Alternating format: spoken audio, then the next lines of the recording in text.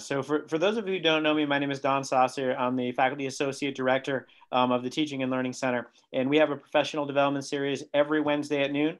And you know that, and that's why you're here. And all of you are here today to spare some time with Fred Burrack. Fred is the Director of our Office of Assessment, and assessment is critical in teaching and learning. So I'm very grateful that he's going to be presenting today, and he's going to be talking to us about PORTFOLIUM, which is a feature that we have in Canvas that many of us don't know about, don't know how to use, but after today we will. So without further ado, thank you so much, Fred. Thank you very much, and I'm glad you're all here. We'll also be recording this, so if you want to see this or share this with others, you certainly are encouraged to do so. I do want to mention the Office of Assessment is here to serve you. It's to serve the faculty, it's to serve programs, and to serve the entire institution to help improve teaching and learning across the institution through this process we call assessment. Today's session is to introduce a new feature coming to Canvas. This is an e-portfolio tool called PORTFOLIUM. Now, this will be available on your Canvas learning management system. So I want to tell you a little bit about it today. And this session is not going to be a step-by-step process. How do you use it? How do you build portfolios, etc.? Those things are going to come in the future. But I want to share with you an overview of this tool and how you can use it to enhance the student learning assessment process. And if you are a student, how you might be able to use it to be able to demonstrate the qualities of learning applications. Applications is an odd word because in technology we use that at application, but how you apply learning in various settings. At the end of this session, or I'm also going to open it up for you to ask questions about the tool. And then I'm also going to provide an invitation to pilot this tool in your program or to help students be able to use this tool. So let's first talk about this aspect. What is PORTFOLIUM? PORTFOLIUM is a tool that the students can use to showcase their learning and other related accomplishments through promoting selected artifacts that demonstrate the application of learning in multiple settings and in the way students can demonstrate the learning that they have had through their courses. Now, these artifacts in PORTFOLIUM are put together as and attached as narratives, as images, of videos, and many other types of documents that students can use to demonstrate the types of learning and the quality of learning that they have achieved. So the purpose of using this technology includes, since it's available on Canvas, enabling students to document their learning from experiences beyond, as well as within the classroom.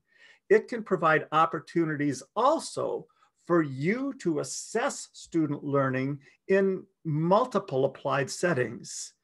It also is a collection of achievement that can be used by the student to support applications for internships or also applications for future employment.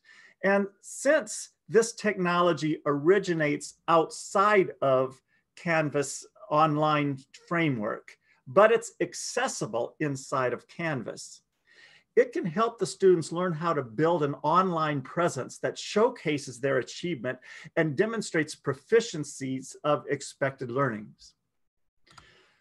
So I'm going to show you what PORTFOLIUM looks like from examples from other universities across the United States, since we haven't yet initiated this at our institution, but that's coming soon. So these examples that I'm going to show you are available on the PORTFOLIUM website, as well as many other examples. Each portfolio, electronic portfolio, begins with a professional profile, which is developed by the students.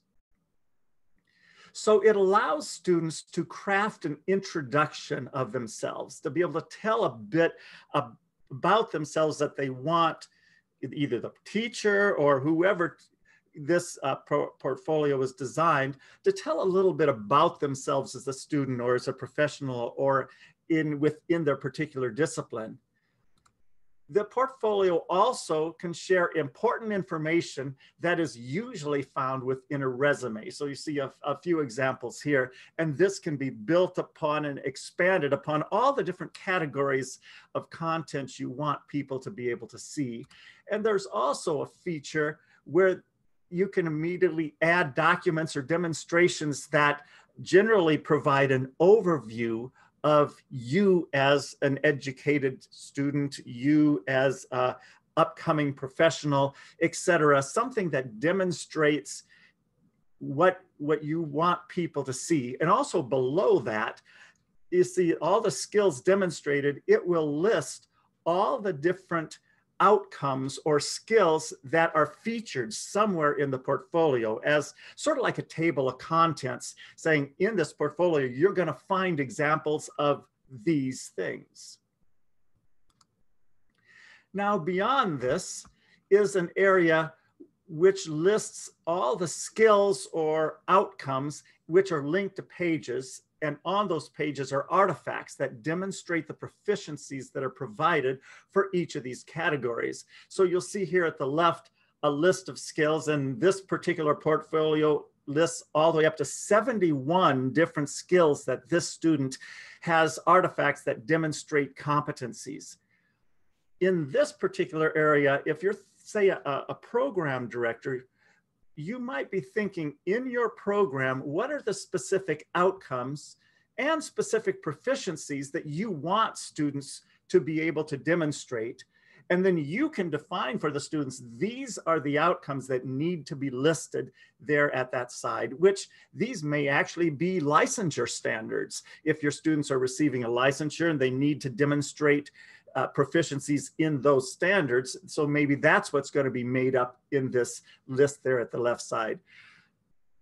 And that also gives the opportunity for students to add other skills beyond the specified skills that your program has designed that they wish to demonstrate their proficiencies. And there also is a section which aligns with the courses in which the students are taking.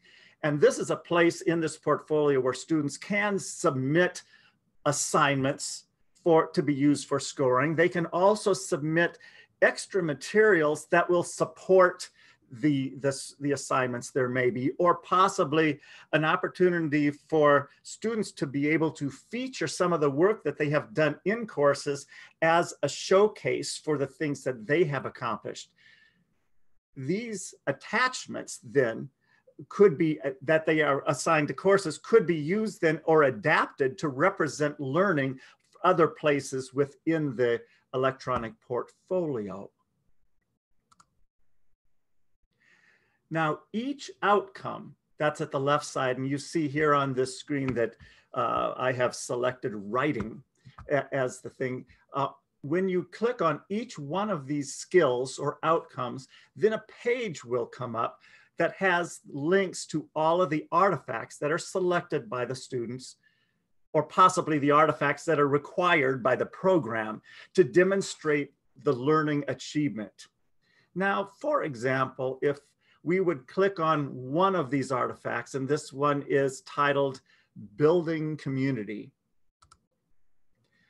It brings up a page that first of all includes the document or artifact that the student is demonstrating. In this case, it happens to be a poster that the student had made on that particular topic. And of course, this poster is interactive. You can make it bigger. You can focus in on different aspects of it. You can download it to a computer if you choose. It also provides a narrative description underneath where the students will describe what they have learned, what they want you to see in there, in the artifact, different aspects about their learning, and also provides a list of skills associated with this particular artifact, because one artifact quite often demonstrates multiple skills. Also provides a list or a set of hashtag keywords that can increase searchability once they place any of these documents live on the web. Now, you may be wondering what type of documents can be connected to this ePortfolio or this this PORTFOLIUM. You see here the many types of files that can be uploaded and attached, up to 4 gigabytes of space for each one. Now, the artifacts might also even be links to documents that are stored somewhere else. Say it's a YouTube file and it's actually stored in YouTube. Then you can just simply bring the YouTube link in and use that as the connection to the artifact if it's stored somewhere else.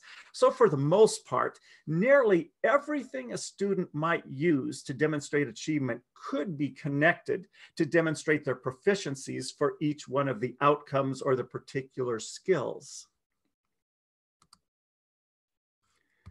Now, although you can go to the PORTFOLIUM site and view examples from other universities, I have made copies or given you examples of some of the pages from student portfolios that you can see. So this one comes from an engineering program in which the students demonstrate multiple artifacts to demonstrate the quality of learning in the particular areas. Each of these areas on the left side, then, when you would click on any of those pages, would come up with a new page with different sets of artifacts specifically focused for each one of the skills or outcomes that are defined. And it tells you how many artifacts are linked onto that page.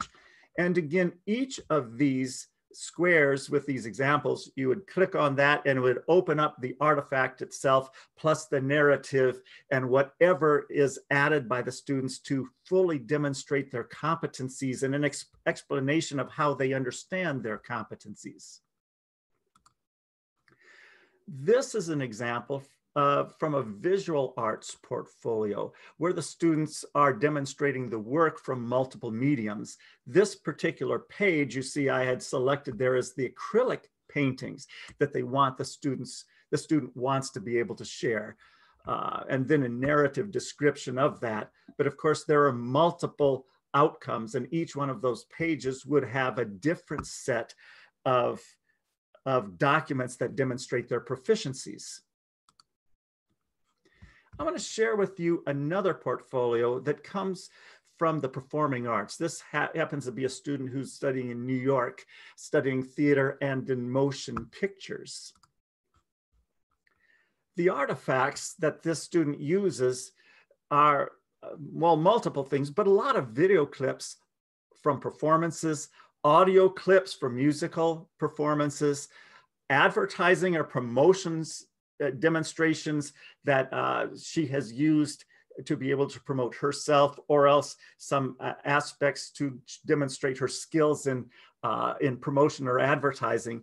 And as you see at the left side, many other demonstrations of learning proficiencies that would help her promote herself professionally, as well as the university to be able to use that, or professors within courses to be able to see some of the work that the student is doing and use that within a learning assessment process. What's useful about this is that all the links from this portfolio can then be submitted in Canvas as an assignment within the portal of assignments for scoring.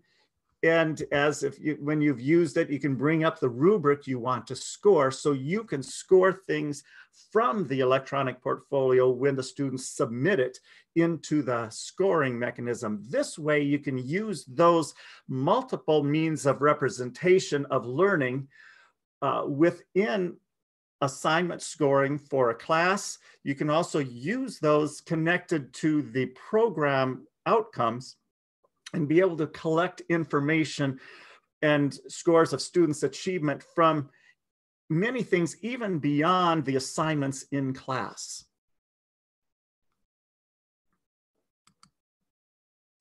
So some of the other features I want to bring to your attention is that the students themselves, when they place documents on the electronic portfolios, they will choose when that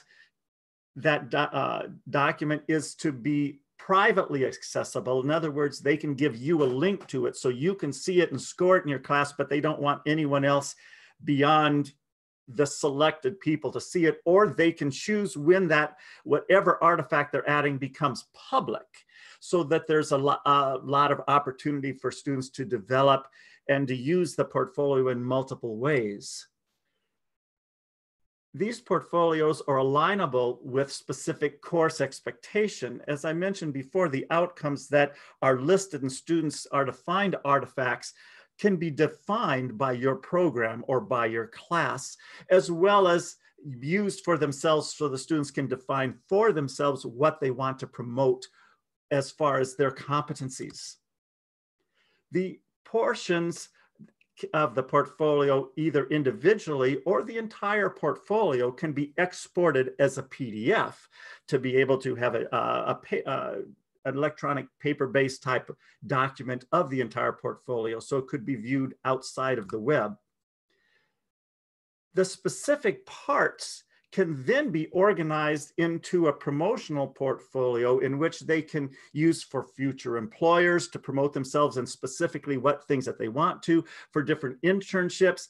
In other words, students can learn to take their coursework as well as their achievement across the institution, even beyond the institution, organize it together in a way to demonstrate the learning and proficiencies that they have, organized by skill and outcome topics, and put them together as in any way that's going to be useful for their own self-promotion. There also is an employer database connected with the Portfolium, in which employers are looking for specific skills. You can look for employers and find the skills and see how well your skills match, and then use your portfolio to focus a demonstration for those particular skills, or the other way around. Once you make the portfolio, a student makes their Portfolium public, then they are searchable also in these skills or outcomes from the employers as well. So you can, students can make their portfolio public and then searchable so that the students can find it. And the nice thing about this is Portfolium is an entity free for students' use, which exists outside of the institution. So in other words, when students are building this portfolio and they leave Kansas State, they don't lose it.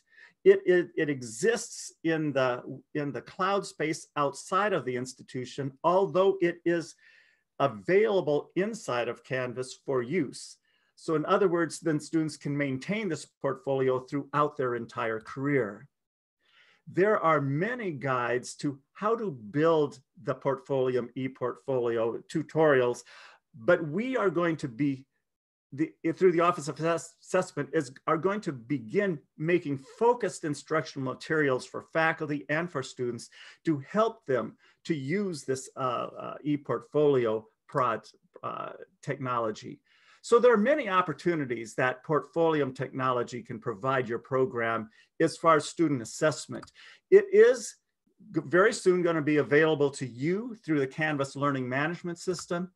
And if your program's interested in learning more about Portfolium, how to use it, and how to make it part of your assessment processes, we want you to contact the Office of Assessment, and we will begin working with you as in a pilot project together to develop the ways that Kansas State can most effectively use this technology within courses, within programs, and even help students to be able to learn how to effectively demonstrate proficiencies for their own future.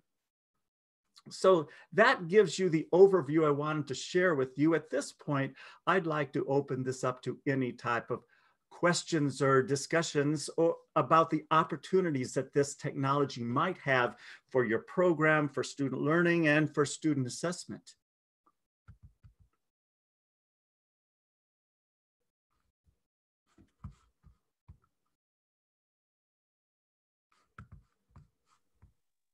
So Fred, thank you so much for that overview. One of the first questions that comes to mind is what the learning curve would be for both faculty and for students in kind of doing this. I know today wasn't the step-by-step day, it was kind of the overview of that, but in your opinion, kind of given a moderate, let's say, familiarity with Canvas, how easy is it going to be for some of our faculty and students to start using this?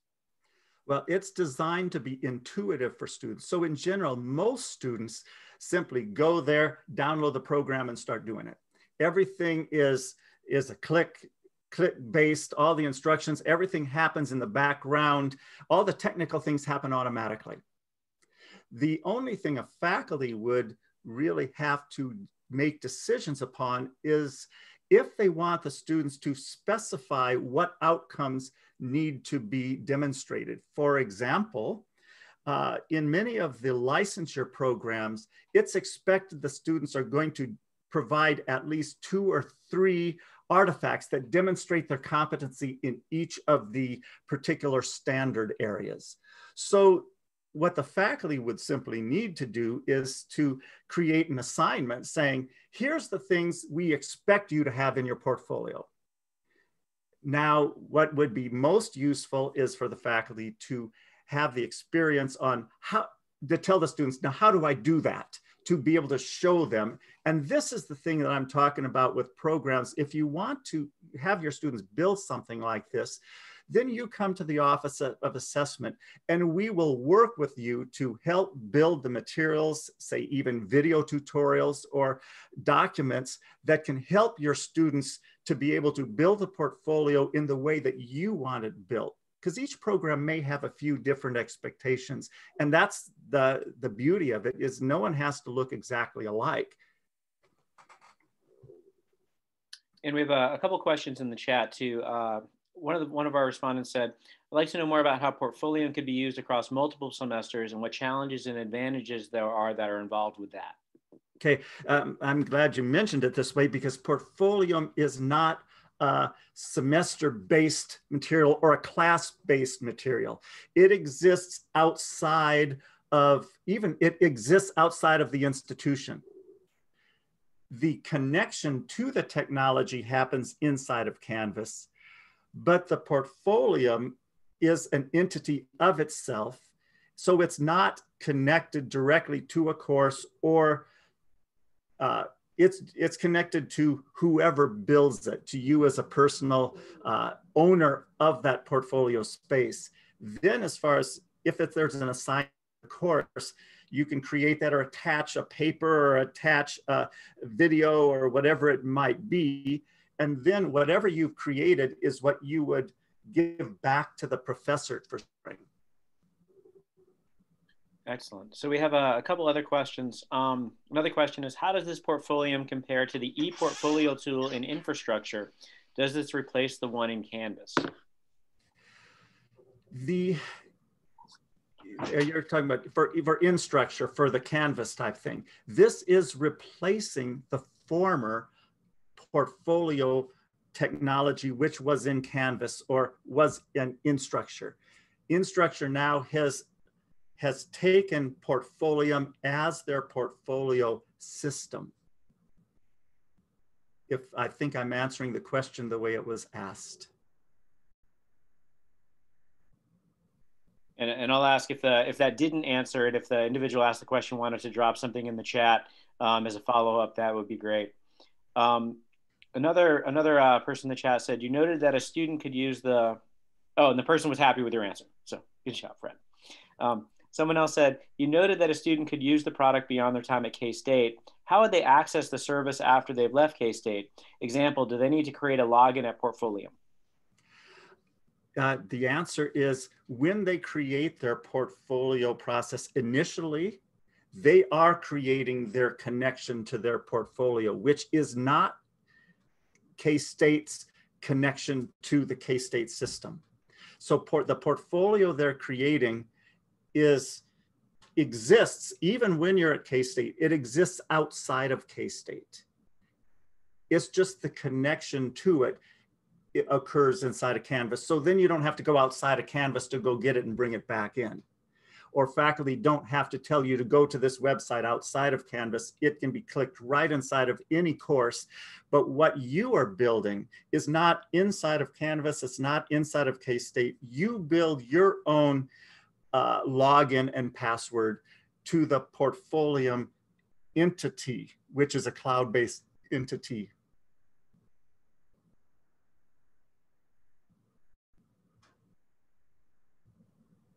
So what department, oh, I'm sorry, someone else asked, is PORTFOLIUM free? Yes, it's absolutely free for students to use or faculty to use. I want to also mention that when students use it and they want to use a part of their portfolio and give it to the faculty as an assignment, the faculty can still score with scoring mechanisms that are already built into Canvas. So there, in essence, would be no extra, there are no costs to using the folium part, the portfolio of Portfolium. So a follow-up question to that, someone said they're not sure that it's 100% free. They're concerned that we might have to have a site license and that Folio would be free to students. Yes, now here's the answer to that question. Portfolium is free to use for students. It is free to build portfolios all the time. Portfolium does provide a site license for an assessment module in which the university could purchase in, and I'm saying that we don't want to do that because we have an assessment system built within Canvas using Canvas outcomes. The Portfolium assessment module takes assessment outside of Canvas and collects it somewhere else in Portfolium, which it goes contrary to the way we're building assessment at Kansas State. So I have suggested to the university that although Portfolium does offer an additional pay site license module, we don't want to use it because the assessment we are doing is built within our own system. Excellent. So a follow-up to that says, then I don't understand how we are working with Portfolium in Canvas. Okay, what in Canvas, it simply has a link to the Portfolium site, which exists outside of Canvas. It's simply, instead of having to go outside of Canvas, a student can get to their portfolio by clicking on it, and it brings up their own password and things. It's not a K-State ID, it's the Portfolium K-State ID. It's just simply an easy link. And the person followed up again and said, but you have to have a license to activate that link. K-State is activating the Portfolium connection.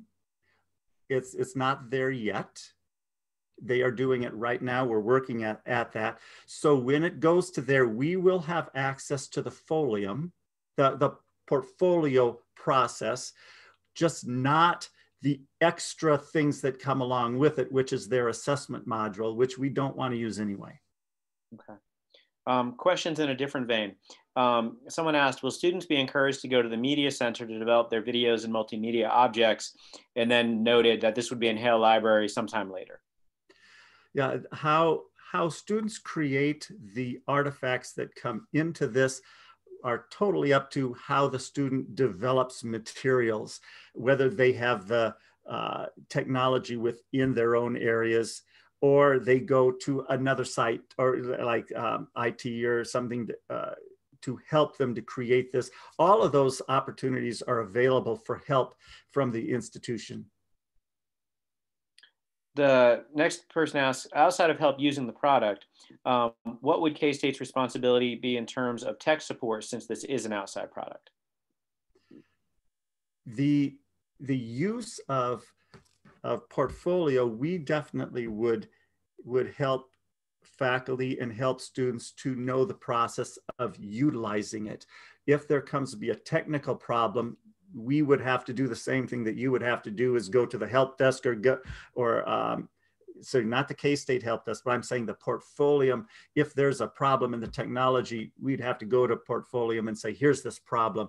But we certainly could help develop that as we go. This is a new introduction, a new technology built on a Canvas. So some of these things we're going to have to work our way through. So do you see any inherent difficulties or disadvantages to using this? So just kind of, anticipating, what could go wrong, what could be the misuse, what could be the mistakes that we face. What are some of those disadvantages that you anticipate? And then what are kind of the resolutions to some of those? How do we get through those obstacles? Okay, as far as disadvantages, there are many different electronic portfolio mechanisms technologies across the internet. Many of them, to use the free site, they also add ads to it and stuff. We'll have to see how Portfolio works with this, but I don't think Portfolio is an ad-based technology. They get their income from selling their assessment module and from Instructure. Any type of disadvantages, there's no reason. One is if there is not a reason to have a professional portfolio, it might be a disadvantage to make it an assignment.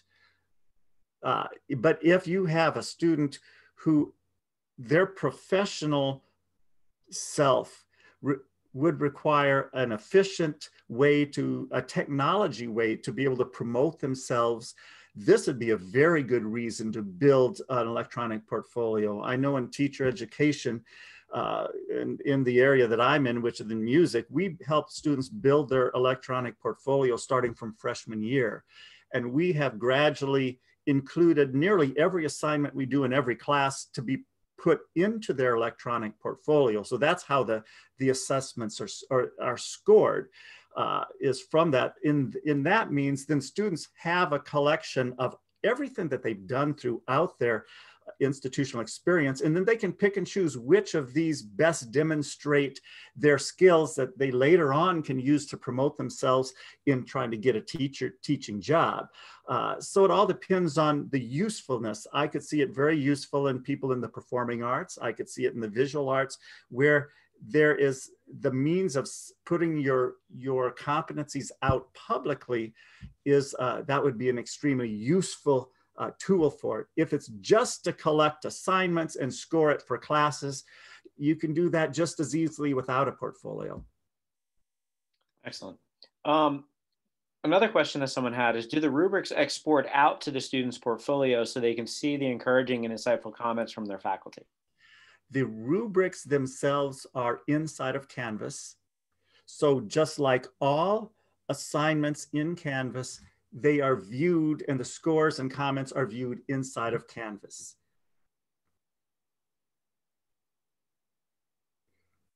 And that makes sense to me if it's an external program. I do think if there was some way for the student to have some record of feedback, that would be great, but it'd even be better if they used that feedback to improve the products that they created and updated the artifacts based on that feedback. So I think that it provides them the opportunity to do that. Another person asked, can we have students view each other's portfolios and provide comments? They certainly could. One possibility is to build that inside a Canvas course.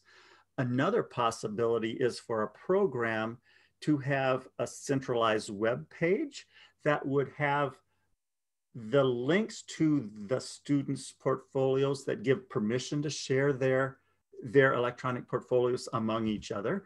There might be multiple means to be able to do that in a variety of ways.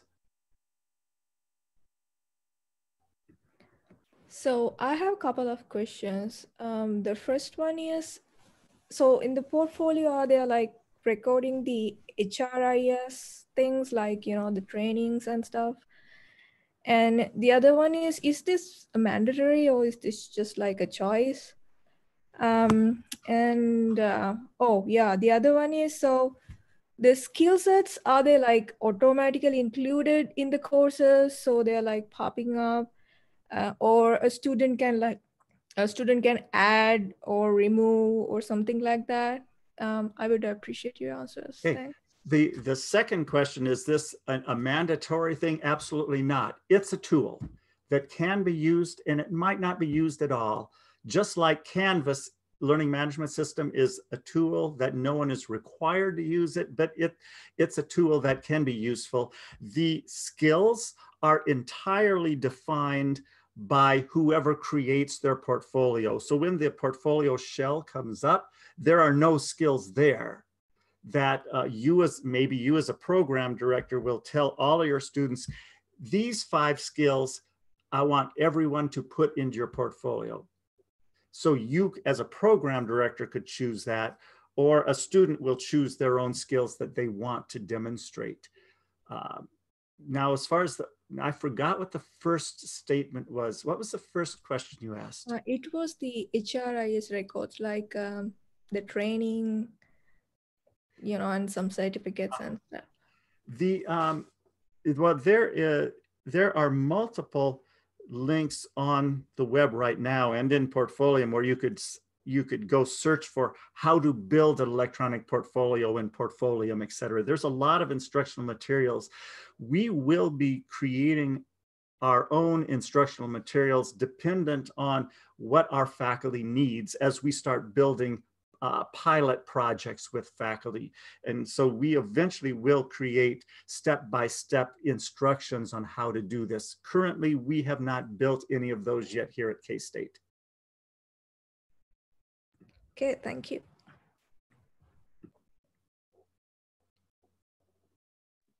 So another comment in the chat said, it would be cool if K-State and faculty could create some templates based on how they want students to use Portfolium. Is that a capability, and are there some preformed templates?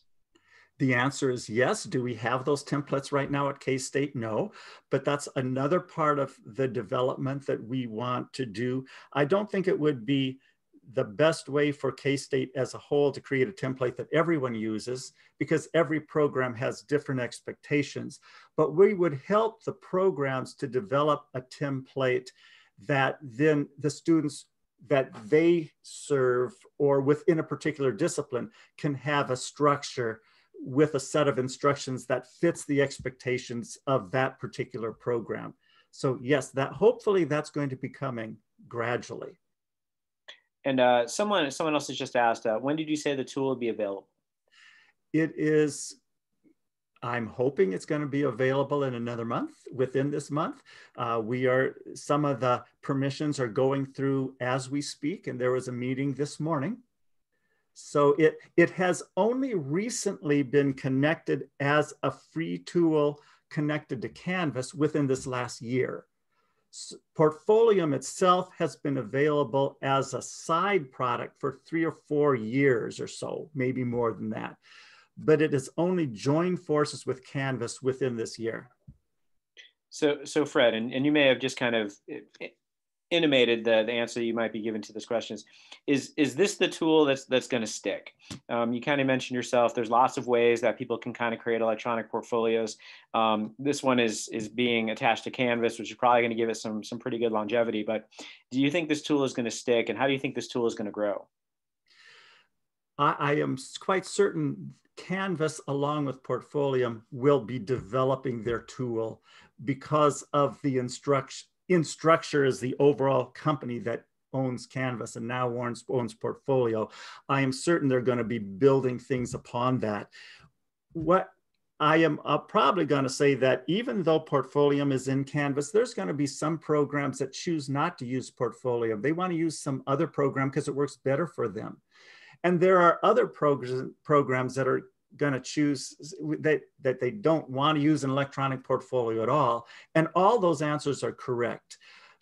As long as we have Canvas, we will certainly take advantage of the technology that Canvas and Instructure offers through its products. That's the best I can answer for that. Instructure's been doing an excellent job continually making improvements to the products that they offer. Excellent. And actually, there's a cool discussion going on in the chat about the Career Center's involvement and the possibility that this would be great for job portfolios for undergrad and grad students. And at the Career Center, the people said, yeah, we're involved now, and we're glad to have additional discussions about that. So I'm glad to see that connection has been made. This is the cynic in me. Is there any chance that now that we've had this collaboration with Canvas and Portfolium, that now the cost for Canvas is going to kind of pop up and make it a little bit more, kind of the first one's free, but then the investment continues, gets more expensive? Well, Portfolium itself, the use of the portfolio, it's creating a portfolio has never had a cost. Okay. From its initiation all the way through now, it hasn't had a cost. What they do is sell as an assessment module on top of it. And that assessment module is still available and I'm not going to go into what that offers, but many things that offers is the availability in Portfolium to create outcomes, to be able to use those outcomes to assess the documents that are attached to Portfolium. And the only thing is, we've already created a system at Kansas State without having to pay for it. We have programs that have defined their outcomes. We have them bring those outcomes into the courses, and they use it to assess whatever the students give to them to score without having to buy a separate module. The reason I am not supporting buying the extra module, other than it costs money, is that all the scores that are collected in Portfolium are not available in Canvas. So then we have everything separated at two different places, and that makes our job even worse. I've been talking with Portfolium for the last 6 or 7 months, and they agree with me that if we have a system built in Canvas, the extra module does exactly the same thing that we're already using Canvas for. And I really appreciate you trying to streamline this process and make it as user-friendly for instructors and students as you can. So thank you for being an advocate for that. That makes me feel very heartened. So thank you. If there are no more questions about Portfolium, I do want to shift the discussion a little bit, because if I have the director of the Office of Assessment here, I'm gonna ask about other kinds of things too. Fred, I was kind of wondering, at this point, you know, we're about 2/3 of the way through a pandemic-affected semester, and I was wondering if there are any kind of issues in assessment that you're seeing that you could talk to kind of help us for that remaining third of the semester in our final grades. Yeah, well, one thing is this aspect of assessment, the aspect of learning. Just because we're not teaching things in face-to-face or in the same structure, we've said it before, doesn't mean that students aren't learning. And just because we're teaching something a different way, and now we can't assess the way we used to, now we just don't assess. I think that thinking needs to go away. Students are learning, and we expect students to learn. What we expect students to get out of our courses or out of our program is still the same expectation, although we're not getting to it in the same way. So I think it's important when we're looking at assessing student learning is that we adapt the type of ways that we're assessing to make it available to authentically, at least the best that we can, find out the quality of learning that's happening in the particular expectations of a course or within a program. Now, of course, what we're finding out is from one set of assessment, and you assess them a different way, those numbers may not mean anything to each other because they're assessed in a whole different way. But what's important is to identify, okay, so if we're doing something different, to what extent have our students learned what we want them to? In what ways have our students learned more than what they had learned face-to-face? In what ways has this new way of teaching hindered certain types of learning? And if so, how can we make it better? Because we don't want any of our students learning to suffer, if at all possible. The only way we know it is to assess learning and then compare it together to make decisions on how can we make the best instructional decisions? How can we help our students to be able to have the strongest self-efficacy, this self-confidence in their learning?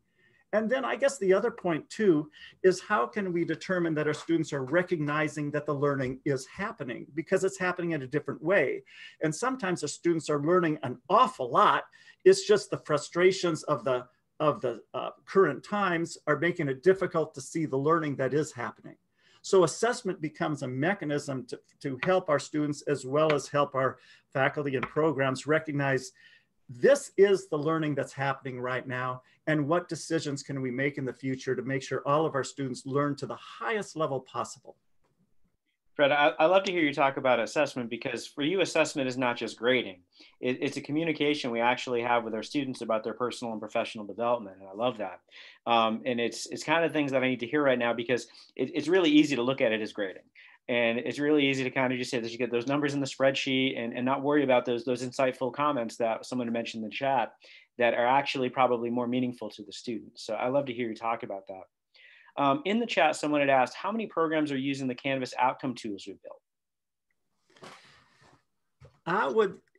if I would try to give a percentage right now, I think we are close to maybe 50% of the programs that are in somewhere in the process of using Canvas to collect the information about students' learning to identify the qualities of learning that's happening.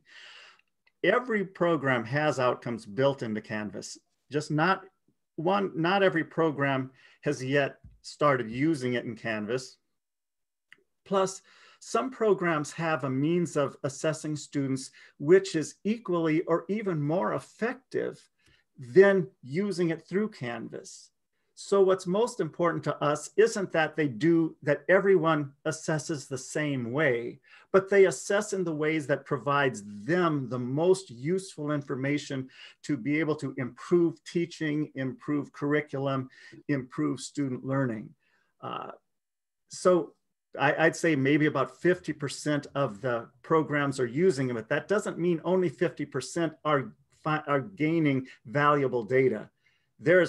I would say probably close to 90% or more of the programs every year gets data that tells them something new about their instruction or about student learning that they didn't know before, and make decisions for the next year to try to improve it.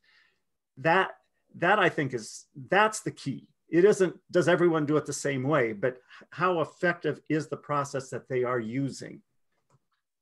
So a lot of the people who are here today are graduate students, or at least come to our professional development series on any given day, are graduate students or new faculty.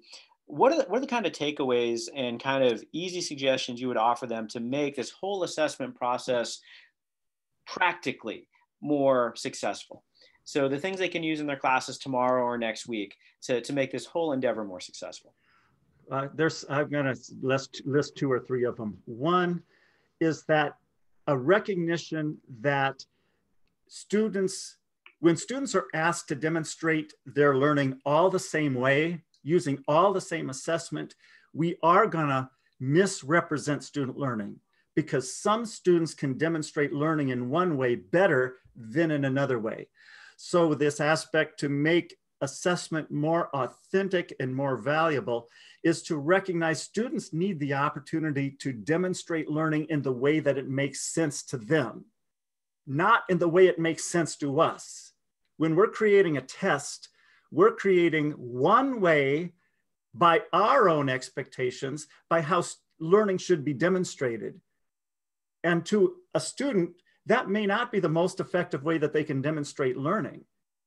So I think this concept is to recognize multiple means of assessment is the way to get to this aspect of effective learning assessment. That there can be multiple ways that students can demonstrate learning, and they all, for that individual student or that group of student or that cohort, may be the most appropriate way to demonstrate it. The other thing now to build upon that is to determine, no matter which mechanism is used, which assessment process, what assessment structure is used, to determine levels of expectation. In other words, this is what we expect from our students. Of course, students may learn other things, but at the very least, this is what we're defining, and let students demonstrate that in the way that's most appropriate to them. And then to make decisions to what are the qualities that are not demonstrated this way or to a particular level, to be able to determine, okay, how can we get it to that level? How can we help the students to be able to demonstrate it in their own individual ways so that everyone can achieve at those particular levels of proficiency, if you want to put it in those type of terms. So it's an openness and it's a balance between providing students the opportunity to demonstrate learning in the ways that it makes sense to them within a system that defines levels of expectation across all of these varieties of assessments. I think very simply, you never assess things one way and expect that the results are going to tell you anything that's true. So when I hear that, I've heard you say this before, and I have an understanding of that. But if I were new to this, or relatively new to this, I would worry then that I wouldn't be able to predict what my students were going to do, and it would be hard for me to come up with a rubric for all the kinds of ways that students would demonstrate that learning. So I wonder if you could provide a little bit of guidance to that process. Sure. Within any particular outcome, everything within the course of teaching and instruction is a decision. There is no way we can teach absolutely everything that's possible. So we're going to have to eventually decide this is the content we're teaching, and anything other than this content is not part of our class. We make those decisions all the time, whether we admit it or not. When we're also defining levels of achievement, instead of levels of achievement in the qualities in which we're looking for, we can't always look for all the different qualities. Quite often, we're going to look for the qualities that are most important to us, the things that define our course or define our discipline as we see it today. And those are the decisions that are going to define the qualities that we're going to have students be judged against. Now, when we decide that, we also have to recognize that the profession is constantly changing. And our definitions of what our class and what our students' expectations should be, they should change. If the profession actually does change, or if the qualities of learnings adjust over time, maybe we're going to increase rigor, or we're going to add some things and get rid of other things to try to always stay relevant. For the key is for our students' future, not for our expectations of what we define as our discipline or what we define as our class. Recognize we as professors, and maybe you're all graduate students, at this particular level, this is what you've been taught, so this is what you feel the discipline is. Well, maybe somewhere down the way, you're going to realize you didn't know everything that you thought you did.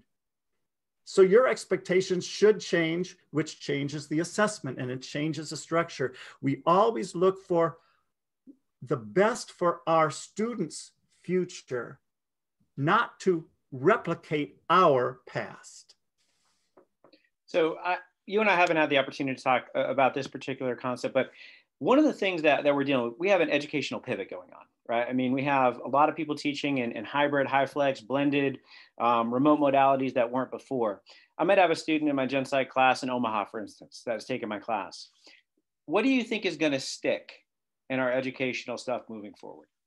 I can tell you what I hope is going to stick. What I hope is going to stick is the fact that the traditional structures that we have, although that they have worked for such a long time, we may find out that there are other things that actually work better. And what I hope sticks is that we will use assessment to determine which modality actually has the greatest impact on what the students need, and that we will alter what has become the norm. In other words, those things traditional that have always worked, and we've tried something else and they're not quite as good, that we stick with those. But then if we find other things that our students are learning things that they hadn't learned as well before, we actually will get rid of some of those traditional ways and say, here's our new tradition, because we found it works better and technology makes it available, what we didn't have it before. And we see instructional processes move forward into a new norm. I love that. And I just realized I've been dominating this conversation. So I want to give anyone else who's got any questions about PORTFOLIUM, about assessment in general, to ask Dr. Burrack their questions right now.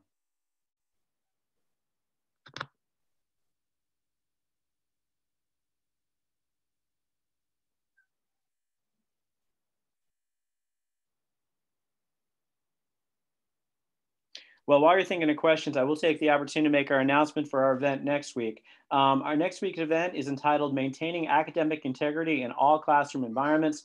And that will be presented by Camilla Roberts, who is the head of our Office for Honor and Research Integrity, or Honor and Integrity, I'm sorry. And as we're dealing with a lot of remote assessments, dealing with things like integrity is a big issue. So this is a need to know event next week with Camilla Roberts. So again, I'll give the opportunity for anyone who has any final questions or comments for Dr. Burrack.